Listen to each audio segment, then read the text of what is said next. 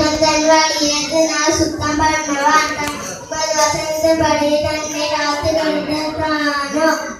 சங்கீதம் 119:9.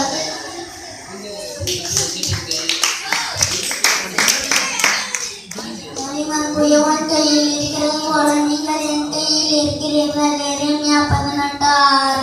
பொன்னாங்காய் தோன்றுகிற எல்லாவற்றையும் விட்டு விலகுங்கள். 1 தெசலோனிக்கேயர் 5:22.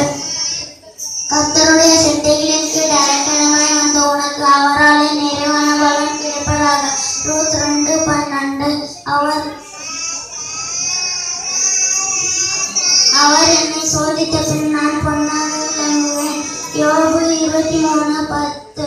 வாலிபன் தன் வழியை எதினால் சுத்தம் பண்ணுவான். உமது வசனத்தின்படி தன்னை காத்துக் கொள்கிறதினால் தானே. சங்கீதம் 119:9.